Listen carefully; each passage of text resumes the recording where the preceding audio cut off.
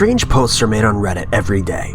These can range from conspiracy theories to unexplained mysteries to actual paranormal events. Today, we're going to take a look at 5 mysterious things found on Reddit. Part 2. Number 5. Covered hole found in basement. In July of 2017, a Redditor uploaded a series of photos depicting a strange hole he found in the basement of a home which he had inherited from a family member. There was a cement slab covering the hole, leveling it out with the rest of the basement. After viewing the photos, commenters were quick to point out the hole's resemblance to that of the one from The Silence of the Lambs, which really added a sense of horror to this mystery. Regardless, the poster ended up entering the hole. Inside, he found a hollowed-out space surrounded by brick. Turns out, the hole was intended to be used for a well, but the project was never completed. So, rather than leave an open hole in the basement floor, the owners covered it up. Or maybe that's just what they want you to think. Number 4. Guy's hotel room is bugged. This next video also took place in July of 2017. A Redditor posted a video of an odd circuit board that appeared to have a microphone and possibly a cell phone SIM card attached to it. He claims he found the device behind a power outlet in a hotel room in Wales. One commenter says it looks like a long-range listening device using a GSM phone network. With the power supply, and if it was hidden well, it could have been there for quite some time. It was definitely used to spy. If you take a close look at the circuit board, you can see a date stamp of 2013, meaning this device may have been listening to its occupants for the better part of 4 years, which is horrifying. The poster states that the bug was brought to the attention of the manager, after which he immediately called the police. What would be the purpose of bugging a common hotel room like this? Is this just some pervert's odd fantasy, or was there a bigger picture here? What do you think? Number 3. Spare key. Sorry for this one being so short, but it's too great of a post to leave out. This was posted in July of 2017 by the user European Australian. In the post, he states, "Someone knew where I put my spare key and tried to break in tonight. Fortunately, the key doesn't work if the door is locked from the inside. Even though my family left for the weekend, whoever tried to break in definitely knew I was inside. I was up till 3 a.m. with all the lights on, but neither me nor my dog ever heard anything. The weirdest thing is, I'm the only one in my family who uses the spare key, or knows where it is. This person must have been stalking me. This is how I found the door this morning when I let the dog out." Number 2. Unknown post-it notes. In 2015, a Redditor made a post to the legal advice subreddit, titled "Post-it Notes Left in Apartment." His post reads, "On the 15th of April, I found a yellow post-it note in handwriting that wasn't mine on my desk reminding me of some errands I had to do, but told literally no one about. While odd, I chalked it up to something I did in my sleep, thinking maybe in my half-awake state I scrawled it so it didn't appear to be in my handwriting. I threw it out and thought little of it. On the 19th, I found another post-it note on the back of my desk chair, in the same handwriting as the previous note, telling me to make sure I saved my documents.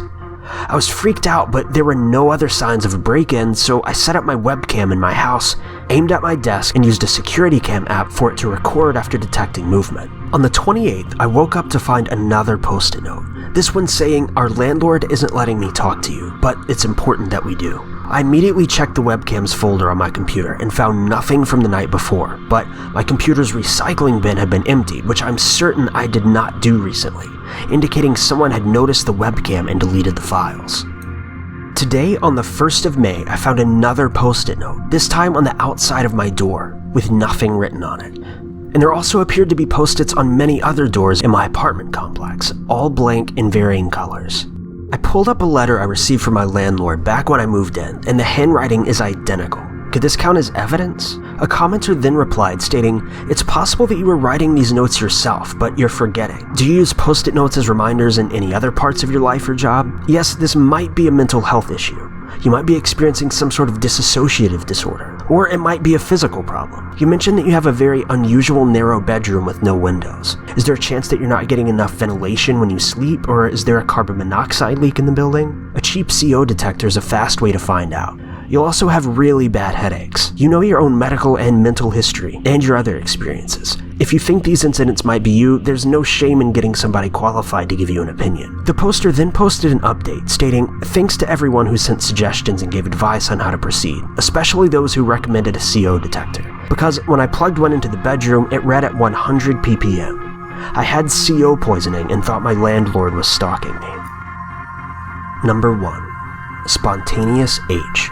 7 years ago, a Redditor by the name of Spontaneous H tried heroin for the first time. This post serves as a reminder to everyone of just how quickly substance abuse can ruin your life and even the lives of those around you. He created an AMA after the fact, looking to answer questions of anyone who has never tried heroin. A slightly adapted version of his post reads, "I've never been a drug user. I drink once in a while and smoked pot years ago in high school, but that's it. I'm 24 now, have a master's degree and a well-paying job.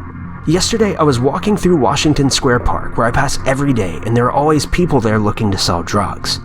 They usually don't solicit drugs to you unless you stop to stand around near one of them for some reason or look like you're looking for something. Yesterday, I happened to stop by a row of benches to check some messages on my phone when a dealer on the bench to my right asked me if I needed anything. My life has been pretty boring the last few years, and I felt like I haven't really lived, taken any risks, or done anything crazy, so I figured maybe I'll buy some pot. It's been a while." I said yeah, and after asking me several times if I'm a cop, he gives me his number and tells me to meet him at a fast food place several blocks away, and he'll hook me up. I say alright and nervously check to make sure I have cash and go to meet this shady-looking dude.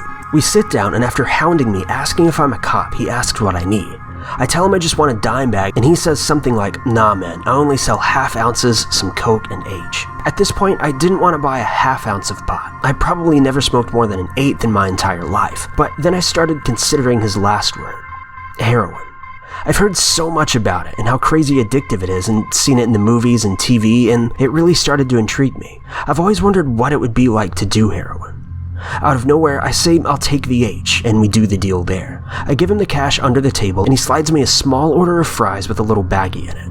Then he tells me to let him leave first. I put it in my pocket, then nervously race home, my heart racing, barely believing what I just did. I held onto the bag in my pocket, palms sweating the whole ride home. When I get home, I open the bag and dump the golden flakes and powder on my glass coffee table. At this point, I don't even know what to do. I know you can snort heroin, but it looked all flaky, so I try to remember how they did it in the movies, but they always seem to inject it in film. So I start Googling how to snort heroin like an idiot, and do a little research on the stuff and how much to take.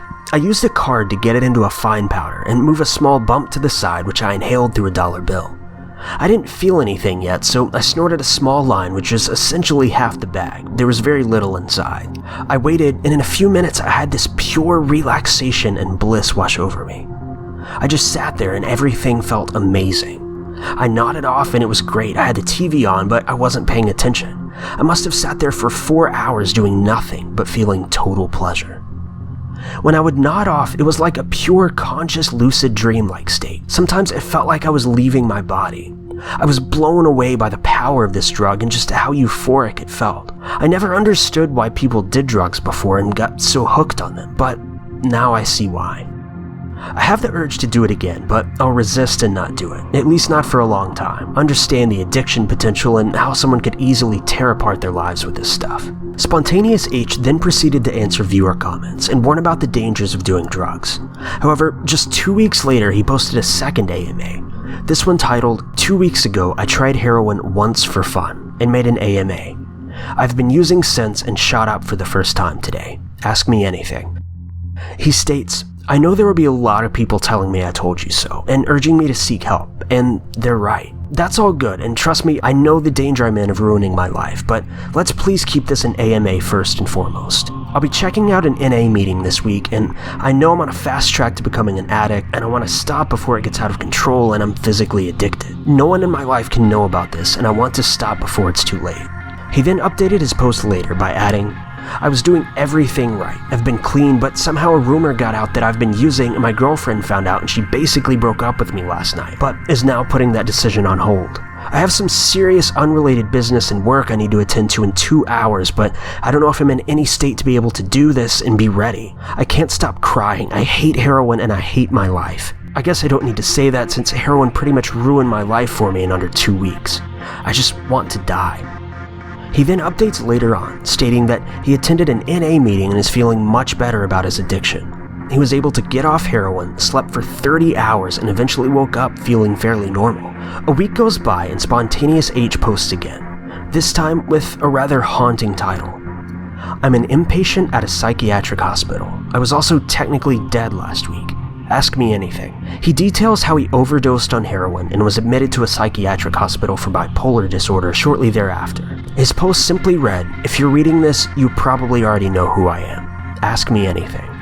Shortly after this post, Spontaneous H updated, letting everyone know that he would be leaving the psychiatric hospital and heading to a rehab. That was the last anyone heard of Spontaneous H for 7 years, until he posted again in February of 2017, with a submission titled, "Spontaneous H, 7 years later. Update for anyone who stumbles upon this account in the future." The post reads, "I'm now 6 years clean from all drugs and alcohol, and life is good. It's too difficult for me to go back and read most of what I originally wrote 7 years ago.